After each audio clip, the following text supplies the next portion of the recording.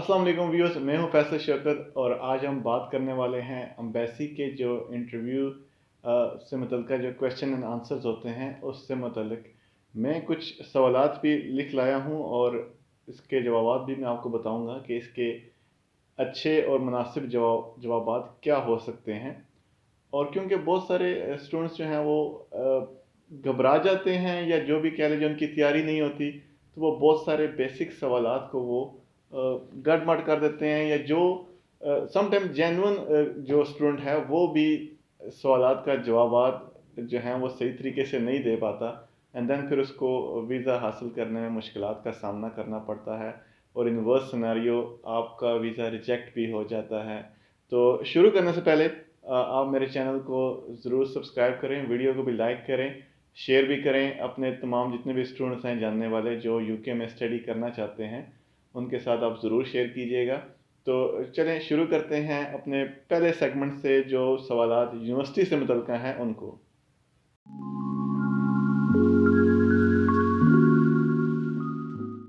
तो views, university से जो मुतल्लिका सवालात, जो पहला सवाल है दैट इज़ वेरी बेसिक। आपसे पूछा जाता है कि आप किस यूनिवर्सिटी में जा रहे हैं, तो आपको अपनी यूनिवर्सिटी का नाम, फुल नेम आपको पता होना चाहिए। ऐसे नहीं है कि जब भी आपसे पूछें तो आप उसको बताएं कि यूनिवर्सिटी ऑफ नॉर्थहैम्पटन, आप उसको पूरा नाम लेकर बताएं, यूनी ऑफ नॉर्थहैम्पटन, ऐसे नहीं बोलना आपने। फुल कॉन्फिडेंस के साथ पूरा नाम आपने बोलना है और पहले सवाल से ही आपका जो है वो कॉन्फिडेंस बूस्ट हो जाना चाहिए। उसके बाद आप बताएंगे कि why you choose this particular university, तो आप खास तौर पर मेंशन करेंगे यूनिवर्सिटी की लोकेशन को, कि आपको लोकेशन सूट करती थी, और लोकेशन का आपको फिर पता भी होना चाहिए, आपने गूगल पे उसको सर्च किया होना चाहिए।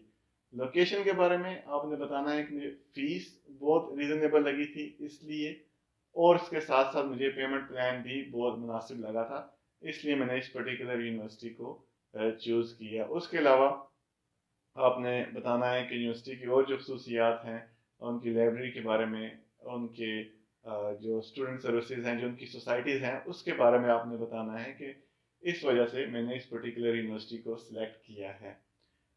उसके अलावा आप बताएंगे कि did you consider other universities offering the similar course. Similar course obviously किसी और यूनिवर्सिटी में भी हो रहे होंगे, तो आपने बताना है कि आपने उसको भी स्टडी किया था, लेकिन चूंकि उसके मॉड्यूल्स आपको नहीं समझ लग रहे थे या वो आपके कैरियर प्रोस्पेक्ट से मैच नहीं थे कर रहे, तो इसलिए आपने इस पर्टिकुलर यूनिवर्सिटी को ही सिलेक्ट किया है। सो मॉड्यूल्स एक आसान तरीका है, आप उसके साथ उसको कंपेयर करें कि मुझे दूसरी यूनिवर्सिटियाँ इसलिए सूट नहीं कर सकी कि मुझे मॉड्यूल्स सूट नहीं थे करते, मेरे जो आगे जॉब प्रोस्पेक्ट जो मैंने सोचा हुआ है वो शायद मैं उन मॉड्यूल्स से अचीव ना कर पाता। ये रैंकिंग का भी बता सकते हैं, लेकिन रैंकिंग चूंकि एक वेरी करती है, हर डिफरेंट जो सोर्स है उससे उस पर डिपेंडेंट होती है, लेकिन मॉड्यूल्स चूंकि एक कंक्रीट एविडेंस है, आप उनको बता सकते हैं कि मेरा चूंकि मॉड्यूल्स मैंने पढ़े थे, मुझे सूट नहीं किए। चौथा सवाल ये है location of the university and particular campus. Location, आपने आजकल हर यूनिवर्सिटी 360 व्यू अपने कैंपस का उन्होंने अपनी वेबसाइट पे दिया होता है, वो आपने लाजमी देखना है, ताकि आप फुली कॉन्फिडेंस 360 व्यू में आपको लगेगा कि आप खुद फिजिकली वहाँ मौजूद हैं और आपको उन चीज़ों का पता है, और जैसे ही जब आप 360 व्यू देखेंगे तभी आप जाके फुली कॉन्फिडेंटली एम्बेसी में उसको जाके बयान कर सकेंगे कि मैंने इस वजह से इस लोकेशन को पसंद किया है, कि उसके साथ 25 मिनट ड्राइव पे ट्रेन स्टेशन है, 20 मिनट्स पे बस स्टेशन है, उनका कैफेटेरिया है, उनकी सोसाइटीज़ ऐसे काम कर रही हैं, प्रो बोनो जो वर्क एक्सपीरियंस वो ऑफर कर रहे हैं वो कैसे ऑफर कर रहे हैं। अ, तमाम जो इसकी जो लोकेशन की जो बातें हैं वो आपने बतानी है कि 360 व्यू में आपको पता होना चाहिए कि आपके कैंपस में क्या कुछ अवेलेबल है, क्या कुछ फैसिलिटीज़ आपका कैंपस आपको ऑफर कर रहा है। कुछ यूनिवर्सिटीज़ के 2 या 3 कैंपसेस होते हैं, तो मेक श्योर कि जो आप फैसिलिटीज़ बता रहे हो वो आपके कैंपस में ही मौजूद हो। उसके अलावा रैंकिंग ऑफ द यूनिवर्सिटी, लेकिन रैंकिंग ऑफ द यूनिवर्सिटी के बारे में जब भी आप बताएंगे, उसमें आपने एक बात का ध्यान रखना है कि रैंकिंग ऑफ द यूनिवर्सिटी में चूंकि ये वेरिएबल सोर्सेज से रैंकिंग मरतब होती है, कोई ऐसा कंक्रीट एविडेंस नहीं होता। गूगल का अपना एक प्लेटफॉर्म है जहाँ पे रैंकिंग वो अरेंज करता है, बताता भी है। जब आप उसकी रैंकिंग का बताएं तो आप उसका सोर्स भी मेंशन कर दें साथ में ही, इससे पता चलेगा कि आपने कितनी रिसर्च की है और आपको कितना इस यूनिवर्सिटी की रैंकिंग के बारे में एक्यूट मालूमात आपके पास कितनी है। उसके अलावा आपने सवाल अगला पूछा जाता है कि what are the exceptional facilities your university offering. Exceptional facilities आपने ढूंढनी है और फिर अपने जो आपका इंटरव्यू ले रहा है वीज़ा काउंसलर, आपने उसको बतानी है। एक्सेप्शनल की एक मिसाल ये है कि समटाइम लाइब्रेरीज जो हैं वो 24/7 चलती हैं, संडे को भी चलती हैं और उसके अलावा ऑड आवर्स में भी चलती हैं।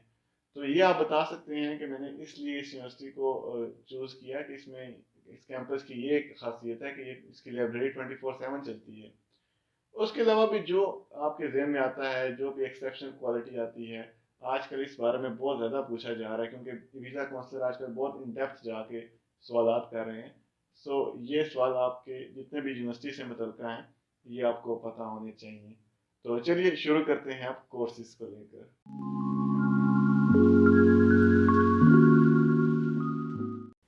तो व्यूअर्स, कोर्सेज को लेकर भी बहुत सारे सवालात पूछते हैं वीज़ा काउंसलर और बहुत सारे स्टूडेंट कंफ्यूज हो जाते हैं। तो मैं आपको बताता चलूँ कि पहला सवाल तो इज़ वेरी कॉमन कि आप कौन सा कोर्स आपने चूज़ किया है। जब आपने कोर्स का बताना है तो आपने उसको पूरा उसका फुल टाइटल जो यूनिवर्सिटी ने आपके कैश लेटर पे लिखा है, वो अगर एमएससी इंटरनेशनल बिजनेस है या मास्टर्स इन बिजनेस एडमिनिस्ट्रेशन है, वो आपने फुल बताना है। साथ ही अगर आपका वीज़ा काउंसलर पूछता है या नहीं पूछता, आपने उसको अपना स्टडी लेवल भी बताना है कि लेवल 7 का या लेवल 6 का ये डिप्लोमा है या डिग्री है या सर्टिफिकेट है, ताकि उसको उसको पता चले कि आप अपने को आप एक जेन्युइन स्टूडेंट हैं और आपको हर तरह की मालूमात आपने ले रखी है पहले से ही, क्योंकि आप कंसर्न हैं अपनी एजुकेशन के हवाले से। इसलिए दूसरा सवाल जो बड़ा बेसिक है कि how does it relates to your previous education. ये सवाल मोस्टली उनसे पूछा जाता है जिनका प्रीवियस बैकग्राउंड डिफरेंट होता है और वो अब डिग्री चेंज करके अपनी जो लाइन है, जो अपना कैरियर फोकस है, वो चेंज करके कोई और डिग्री करना चाह रहे होते हैं। सो उनको इस बारे में पता होना चाहिए कि उनकी प्रीवियस एजुकेशन और जो फ्यूचर एजुकेशन जिसमें वो जा रहे हैं फ्यूचर डिग्री में वो कितनी रिलेट करती है। आपकी ये तैयारी मुकम्मल होनी चाहिए ताकि आप उसको बता सकें कि मेरे पहले जो कैरियर प्रॉस्पेक्ट्स थे वो ये थे और अब मैंने उसको थोड़ा सा स्लाइटली चेंज किया है। इसमें कोई मुज़ायका नहीं है, आप अपने कैरियर प्रॉस्पेक्ट्स चेंज कर सकते हैं, हर बंदे का ये राइट है। लेकिन वीज़ा काउंसलर को एतमाद होना चाहिए कि आपने ये कोर्स किसी वजह से, आप जो अपनी आप लाइन चेंज कर रहे हैं, ये किसी वजह से, किसी सॉलिड बिलीव के ऊपर चेंज कर रहे हैं, ना कि बस यूके के लिए डेस्परेटली जाना चाहते हैं तो इसलिए आप कर रहे हैं। ऐसा नहीं होना चाहिए। उसके बाद आपसे ड्यूरेशन ऑफ द कोर्स पूछी जाएगी, आप उसको ड्यूरेशन ऑफ द कोर्स बताएंगे। अगर साल का कोर्स है या 9 मंथ का है, समटाइम 9 मंथ के कोर्स को जनरली 1 ईयर का बोलते हैं, लेकिन आपने बताना है अपने कैश लेटर के मुताबिक। जो ड्यूरेशन आपके कैश लेटर पे लिखी है आपने वही बोलनी है, वही बतानी है। अगर वो 9 मंथ लिखी है तो आपने 9 मंथ बोलनी है। अगर वो फुल 1 ईयर लिखी है तो आपने 1 ईयर ही बतानी है। उसके अलावा स्टार्टिंग डेट आपने ख़ास तौर पर याद रखनी है, क्योंकि स्टार्टिंग डेट से पता चलता है कि स्टूडेंट कब यूके पहुंचना चाहता है, और फिर एंडिंग डेट जो आपका कोर्स कब फिनिश हो रहा है, आपके मॉड्यूल्स कब हो रहे हैं। एंडिंग डेट भी लिखी होती है कैश लेटर पे, आपने वहाँ से देख कर आपने एंडिंग डेट बतानी है। उसके अलावा आपसे पूछेगा कि have you gone through your modules list, तो आपने बताना है कि आपके मॉड्यूल्स कितने हैं। आपको तमाम मॉड्यूल्स याद होने चाहिए। बैचलर्स के लिए तो मॉड्यूल्स याद करना मुश्किल होता है, क्योंकि 3 साल के मॉड्यूल्स मोर और लेस 8 से मल्टीप्लाई करें 24 होते हैं। लेकिन आपको पहले सेमेस्टर के, या अगर एनुअल सिस्टम है तो पहले साल के आपको मॉड्यूल्स याद होने चाहिए। और अगर आप पोस्ट ग्रेजुएट स्टूडेंट हैं तो पोस्ट ग्रेजुएट स्टूडेंट के चूँकि सिर्फ 7-8 मॉड्यूल्स ही होते हैं मोस्टली, आपको वो याद होने चाहिए। और उसके अलावा अगर उसमें कोई रिसर्च वर्क भी है तो तब भी आप उसको बताएंगे कि ये मॉड्यूल्स स्टडी बेस्ड है और ये जो है ये रिसर्च बेस्ड है। तो इससे भी आपको काफ़ी वीज़ा काउंसलर आप पर काफ़ी एतमाद करेगा इस मामले में कि आप वाकई ही जेन्युइन स्टूडेंट हैं। उसके अलावा क्रेडिट आवर्स के बारे में वो ज़रूर पूछते हैं कि आपके जो मॉड्यूल्स हैं उनके क्रेडिट आवर्स कितने हैं। तो वो भी आप बता सकते हैं कि मेरे क्रेडिट आवर्स इतने हैं, फ़लाँ मॉड्यूल्स के इतने हैं, फ़लाँ मॉड्यूल्स के इतने हैं। मोस्टली तो पोस्ट ग्रेजुएशन में तो मॉड्यूल सेम ही होते हैं, और सॉरी क्रेडिट आवर्स सेम ही होते हैं। लेकिन पोस्ट ग्रेजुएशन में और बहुत सारे कोर्सेज में जहाँ पोस्ट ग्रेजुएशन में भी डिफरेंट मॉड्यूल्स और सॉरी डिफरेंट क्रेडिट आवर्स होते हैं। सो आपने अच्छी तरह से अपने क्रेडिट आवर्स को भी देखना है। कोर्स स्पेसिफिकेशन में जाके अब हर यूनिवर्सिटी के कोर्स की कोर्स स्पेसिफिकेशन अलग से दी जाती है, वहाँ जाके आपने सर्च करना है, आपने देखना है कि इसमें क्रेडिट आवर्स कितने हैं मॉड्यूल, हर मॉड्यूल्स के। उसके अलावा which course you have studied in your previous degree, फिर से वही सवाल आपसे पूछा जाएगा कि आपने कौन सा कोर्स आपने प्रीवियस डिग्री में, आपकी प्रीवियस डिग्री किस टाइटल को टच कर रही थी, कौन से आपने फाइनल डिग्री स्पेशलाइजेशन आपने की है, तो वो भी आप बताएंगे। अच्छा, रिजल्ट का पूछा जाता है प्रीवियस डिग्री में कि रिजल्ट आपका क्या था। अब चूंकि अगर आपने बैचलर की है और आप मास्टर्स के लिए अप्लाई कर रहे हैं, तो बैचलर में समटाइम तो लोगों के 40 प्लस मॉड्यूल्स भी होते हैं, तो वो याद करना पॉसिबल नहीं होता। उसका बेहतरीन हल ये है कि आप उसको बता दें कि मुझे 44 तो अब ज़ुबानी याद नहीं है, लेकिन मैं आपको सर्टनली आपको ये बता सकता हूँ कि मेरे हाईएस्ट मॉड्यूल किस ग्रेड में थे, सॉरी किस मॉड्यूल में कितने ग्रेड थे और हाईएस्ट ग्रेड कितने थे। तो वो चंद एक होते हैं 7 8 या 9, तो वो आप ज़रूर याद करें और वो उनके ग्रेड आप उसको बता दें, तो that will be enough, that will be reasonable answer. क्योंकि 44 मॉड्यूल्स याद करना या 40 प्लस या 20 प्लस भी याद करना एक बहुत मुश्किल काम है। तो आप इस सवाल को ऐसे टैकल करेंगे, आप उसको उसके सवाल को आगे लेकर चलेंगे। अदरवाइज अगर आप डायरेक्टली उसका जवाब देने लगेंगे तो आप नहीं दे पाएंगे, ये पॉसिबल नहीं है आम बंदे के लिए कि वो 20 से या 15 प्लस के मॉड्यूल्स हैं उनका जवाब दे सके। सो आप अपने हाईएस्ट ग्रेड जो मॉड्यूल्स हैं 7 8 जितने भी हैं उनका आप बता दें कि इसमें मेरे इतने इतने ग्रेड हैं। अब मज़ीद बात करते हैं अपने वर्क एक्सपीरियंस के हवाले से। अगर किसी ने वर्क एक्सपीरियंस लिखा है तो उसको क्या सवालात किए जाते हैं और उनका क्या जवाब दे सकता है।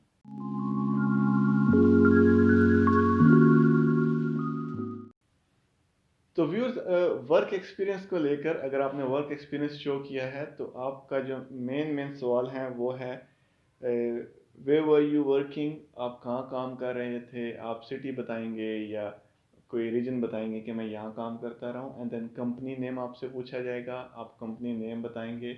मेक श्योर कि आप उसकी शॉर्ट फॉर्म नहीं बताएं, आप फुल नेम जो आपके वर्क एक्सपीरियंस पे लिखा है, ये लेटर पैड जो भी यूनिवर्सिटी ने दिया है, सॉरी आपकी जो ऑर्गेनाइजेशन ने दिया है, आपने उसका नाम बताना है। एंड देन उसके अलावा आपसे डेजिनेशन पूछी जाएगी कि आपकी डेजिनेशन क्या थी, आपकी इनकम के बारे में पूछा जाएगा कि आपकी इनकम कितनी थी। अगर आपकी इनकम पहले साल डिफरेंट थी, दूसरे साल डिफरेंट थी, तीसरे साल डिफरेंट थी, तो जहाँ पर आपकी एंडिंग इनकम थी, जो आपकी लास्ट पे स्लिप थी, आप उसको ज़रूर मेंशन कीजिएगा कि मेरी लास्ट पे स्लिप पे ये इनकम है और मेरी लास्ट इनकम यही थी। समटाइम ये भी होता है कि आपकी साल में 6 महीने इनकम और थी और आखिरी साल में जब आखिरी महीने में आप छोड़ने लगे थे तो आपकी इनकम और थी। सो आप मेक श्योर करें कि आप लास्ट पे स्लिप के हवाले से ही बताएं कि मेरी इतनी इनकम है। उसके अलावा जॉब रिस्पॉन्सिबिलिटीज़ का आपसे लाजमी पूछा जाएगा कि आपकी क्या जॉब रिस्पॉन्सिबिलिटीज़ थी, जॉब डिस्क्रिप्शन क्या थी, जब आपने जॉब ली थी तो आपको क्या, आप क्या करते थे और उसमें क्या आप की रोज़मर्रा की डे टू डे आपके क्या काम थे। तो वो आप अपनी जॉब डिस्क्रिप्शन ही बताएंगे, डिटेल में बताइएगा। उसके जो जो भी कम से कम 5 6 पॉइंट आपके जहन में हो कि आप बता सके कि आप ये काम करते थे। उसके अलावा कि आपने कितना अरसा इस फर्म के साथ काम किया है, तो आपको एग्जैक्टली पता हो कि आपने कितना अरसा किया है। वेग जवाब नहीं देना आपने, बिल्कुल एक अनसर्टेन जवाब नहीं देना। जितना आपके वर्किंग एक्सपीरियंस लेटर पे लिखा है 9 मंथ या 10 मंथ या 10 मंथ 2 दिन भी लिखे हैं तो आपने 10 मंथ 10 महीने और 2 दिन ही लिखने हैं। आपने उसको बिल्कुल कंक्रीटली आपने उसको जवाब देना है कि आपने कितना अरसा काम किया है। उसके अलावा आपसे पूछेंगे कि अगर आप सेल्फ एम्प्लॉयड थे तो आपको बताना पड़ेगा कि आप सेल्फ एम्प्लॉयड कितना अरसा काम करते रहे हैं, उसका कोई जेन्युइन प्रूफ आपको देना पड़ेगा कि आप यहाँ पर सेल्फ एम्प्लॉयड थे, या आपका कोई विजिटिंग कार्ड या आपका कोई टैक्स रिकॉर्ड नंबर हो तो वो बहुत बेहतर है। क्योंकि टैक्स रिकॉर्ड नंबर मोस्टली ये इंडिकेट करता है कि आप उस वक्त जो आपका टैक्स रिकॉर्ड बना है तब से आप ये काम कर रहे हैं। अगर आप लॉयर हैं तो आप बार कौंसिल का कार्ड भी दे सकते हैं। अगर आप डॉक्टर हैं तो आप पीएमडीसी की जो मेंबरशिप है वो भी दिखा सकते हैं, तब भी चल जाएगा। इस तरह की अगर आप अकाउंटेंट हैं तो आप सीमा की मेंबरशिप या एसीसी की मेंबरशिप दिखा सकते हैं कि मैंने तब से ये प्रोफेशनल काम करना शुरू किया था। तो बहुत सारी ऑर्गेनाइजेशन सेल्फ एम्प्लॉयड लोग भी उनके पास किसी न किसी इदारे की मेंबरशिप होती है, तो आप तब से वो डेट शुरू कर सकते हैं। सेल्फ एम्प्लॉयड का ज़रा थोड़ा सा आपको स्ट्रगल करनी पड़ेगी, आपको कोई ना कोई डॉक्यूमेंट पेश करना पड़ेगा, स्ट्रॉन्ग डॉक्यूमेंट। स्ट्रॉन्ग डॉक्यूमेंट मेरे नज़दीक तो मेंबरशिप्स ही हैं, बार की मेंबरशिप होगी या पाकिस्तान इंजीनियरिंग काउंसिल की मेंबरशिप होगी, तो आप वहाँ से बताना शुरू कर सकते हैं कि मैं तब से लेके अब तक सेल्फ एम्प्लॉयड हूँ। उसके अलावा अपनी आपने अगर कोई सिग्निफिकेंट अचीवमेंट है अपने काम के हवाले से, एक्स्ट्रा करिकुलर एक्टिविटीज़ की आपने नहीं बतानी। सिर्फ काम में अगर आपको कोई अचीवमेंट है, आपके अवार्ड हैं, आपका कोई एक्सेप्शनल आपका जो था प्रमोशन थी, आप वो बता सकते हैं इसके हवाले से। तो ये थे वर्क एक्सपीरियंस के सवालात। अभी बात करते हैं सोर्स ऑफ इनकम के सवालात।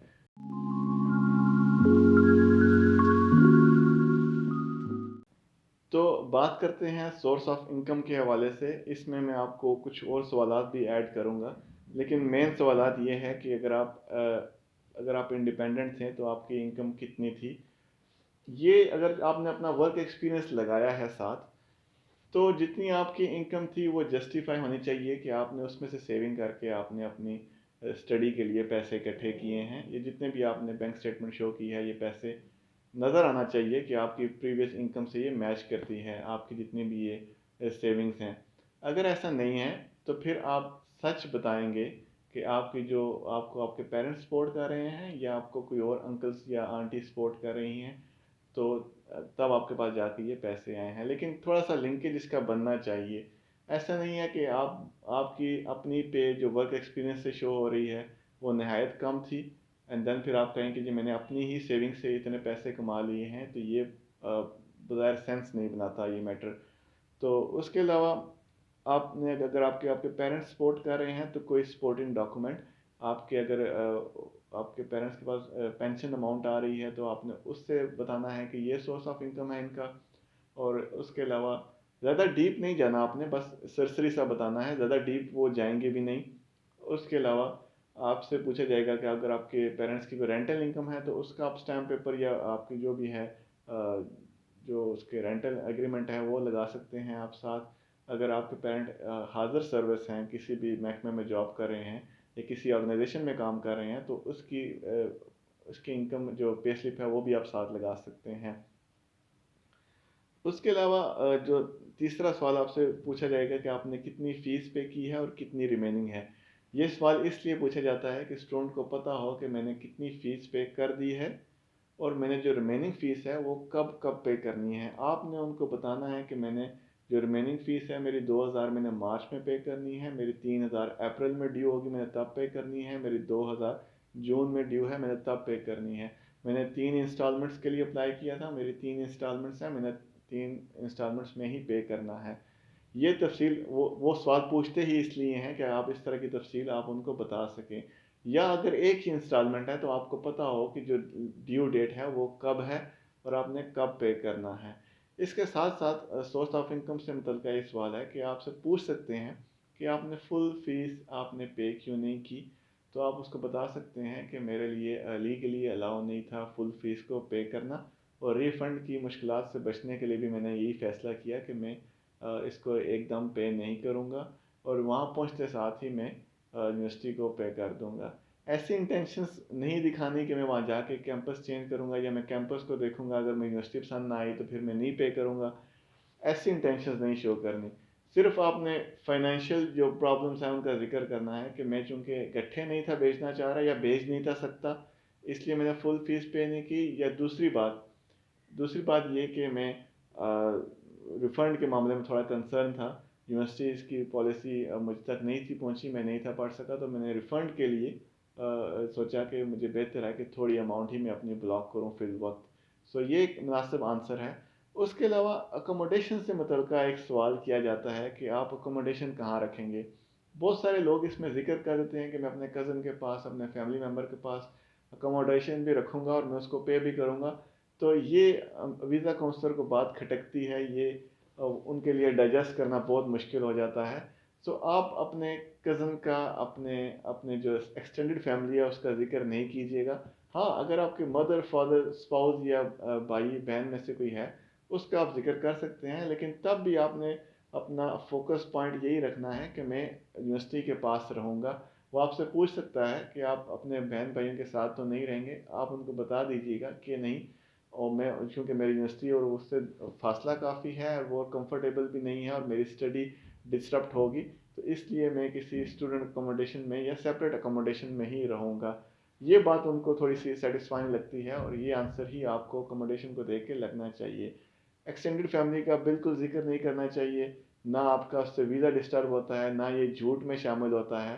हाँ, अगर आपके ब्लड रिलेशन है मदर फादर बहन भाई या स्पाउस में से, तो तब आपको उनका जिक्र करना चाहिए। लेकिन आप लेकिन एक्सटेंडेड फैमिली का जिक्र कर रहे हैं तो आप बिल्कुल, या अपनी फैमिली का भी ब्लड रिलेशन का भी जिक्र कर रहे हैं तो आप उनको बता सकते हैं कि मैं अलग से रहूँगा ताकि मेरी एजुकेशन डिस्टर्ब ना हो। तो व्यूअर्स, ये थे कुछ सवालात। अगर आप चाहते हैं कि मैं कहीं और सवालात को कवर करूं तो आप मुझे मैसेज कर सकते हैं, मुझे ईमेल कर सकते हैं, कमेंट्स में पूछ सकते हैं। मैं कोशिश करूंगा उन जो रह गए हैं सवालात उनको दोबारा से कंपाइल करके एक नया सेशन रिकॉर्ड करूं ताकि आपकी जितनी भी मदद पॉसिबल हो मैं आपकी कर सकूं। तो इसके साथ ही मुझे दीजिए इजाज़त। अल्लाह हाफिज़।